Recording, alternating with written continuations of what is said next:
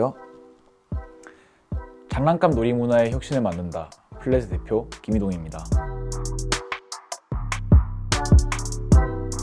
처음에는 단순하게 제가 아이를 돌볼 때부터 시작이었던 것 같습니다. 2019년경 사촌 누나의 조카 아이를 돌보다가 사촌 누나와 조카와 같이 얘기를 한 적이 있었는데요. 그때 조카는 제게 장난감들이 재미가 없다, 그리고 스마트폰이 너무 재밌다, 많이 가지고 놀 장난감이 없다, 부모님이 장난감을 많이 사주지 않는다 라고 불만을 말했었고요. 저희 사촌 누나는 아이들에게 장난감을 많이 사주고 싶은데 뭘 사줘야 될지 모르겠다, 장난감이 아이들에게 좋은 영향을 주는지 모르겠다, 너무 비싸다 라는 불만을 말했었습니다. 그때부터 저는 생각했습니다. 제가 어렸을 때 가장 많이 가지고 놀았던 장난감들이 왜 지금 많이 가지고 놀지 않을까, 그렇다면 이유는 무엇일까 라고 생각을 하면서 시장 조사를 해봤었는데요. 하지만 놀랍게도 장난감의 판매량은 계속해서 증가하고 있습니다. 하지만 판매량이 증가하는 장난감이 있고 감소하는 장난감이 있었습니다. 차이가 무엇이었을까요? 두 가지였습니다. 아이에게 맞춤형이냐, 아이에게 교육적으로 유의미하냐, 이 두 가지가 아이들에게 장난감에 팔리는 요소였습니다. 그리고 그때부터 저는 이 두 가지 문제점을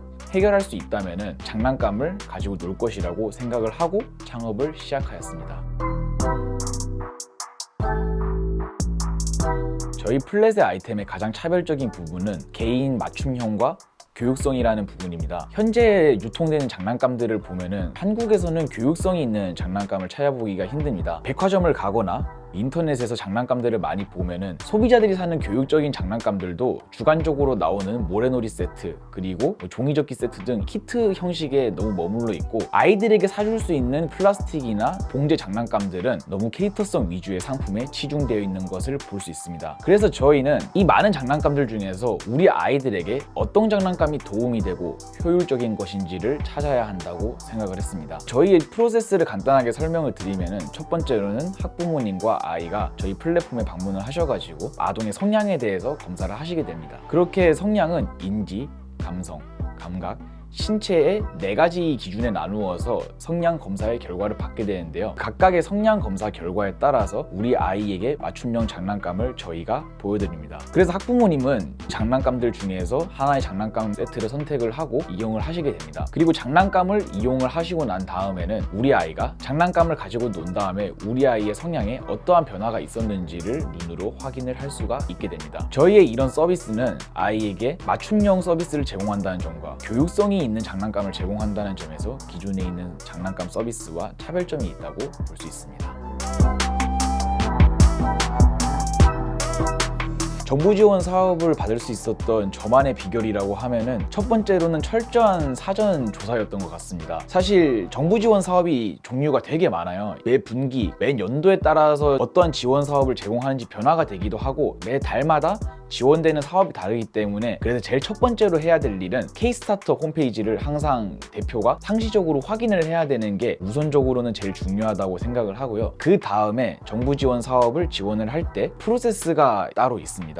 이게 준비가 되는 과정은 사업계획서 작성, 면접 준비, 총 2가지로 예비 창업자 같은 경우에는 준비를 하게 되는데요. 사업계획서 작성을 할 때는 정부에서 제공되는 사업계획서 양식이 있습니다. 정부가 사업계획서에 넣기를 바라는 말이 있다는 거겠죠. 정부에서 제공해준 사업계획서를 보면은 어떠한 부분을 중심으로 기재해달라 라는 말이 있습니다. 그래서 그 부분을 중점적으로 기재를 해주셔야 합니다. 이렇게만 말하면은 사실 이미 쓰여져 있는 말에 추상적인 거 아니냐 라는 말들을 하실 텐데요. 그래서 여기에서 저만의 꿀팁을 제가 하나 드리겠습니다. 정부 지원 사업을 할 때 중요하게 작성을 해야 되는 부분은, 첫 번째 문제인식 부분, 두 번째 문제 해결 방법입니다. 이 문제인식 부분은 우리가 어떠한 문제 때문에 이러한 사업을 구상하게 되었고, 그리고 기존에 있는 사업체들은 문제점을 해결하지 못하고 있다라는 논리로 쓰셔야 하고요. 문제 해결 방법에서는 우리 기업은 어떠한 방법으로 이 문제를 해결을 해서 기존에 있는 이러한 문제점들을 해결해 줄 수 있다, 3가지의 논리의 흐름대로 작성을 해주셔야 합니다. 그리고 여기서 두 번째 저만의 꿀팁, 보통 많은 사업자분들이 사업계획서를 작성하실 때 흐름에 따라서 작성을 하시게 됩니다. 요약본, 문제인식, 해결 방법,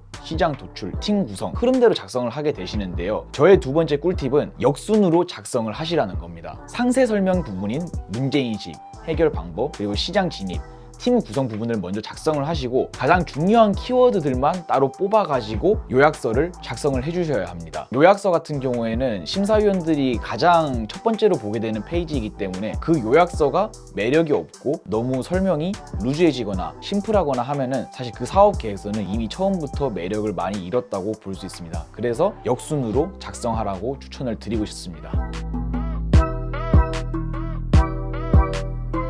드디어 제가 가장 하고 싶은 얘기가 나왔네요. 제가 사업을 지금까지 준비를 하고 정부 지원을 받은 다음에 아이템을 만들고 체험단까지 돌리면서 가장 제가 뼈저리게 느꼈던 부분이 시장 수요 조사를 철저하게 하고 들어가셨으면 좋겠다입니다. 이거를 조금 더 구체적으로 말씀을 드리면은 시장 조사에는 총 크게 두 가지 부분이 있습니다. 첫 번째는 구글링을 통해서 확인을 할 수 있는 시장에 대한 전문적인 자료들이 있고요. 두 번째는 현장에서 실제 고객들을 만나야만 알 수 있는 시장에 대한 자료가 있다는 것입니다. 이 두 가지 자료들을 어느 하나라도 빠짐없이 꼼꼼하게 보시고 그 아이템을 최종적으로 셀렉을 하고 준비를 계속 해 나가셨으면 좋겠다는 말씀을 드리고 싶습니다. 저도 이 부분을 잘 못해가지고 사업의 끝까지 왔다가 결국에는 다시 엎어가지고 처음부터 갔던 적도 많고요. 결국에는 저희는 사업가이기 때문에 시장에서 고객이 원하는 물건을 팔아야 한다고 생각합니다. 고객이 원하는 물건을 미리 파악을 하는 과정인 시장 수요 조사는 창업을 준비하시는 분들이 철두철미하게 준비를 하시고 들어가셨으면 좋겠습니다. 제가 가장 존경하는 사업가인 스티브 잡스는 이런 말을 했습니다. 사업을 하는 여정,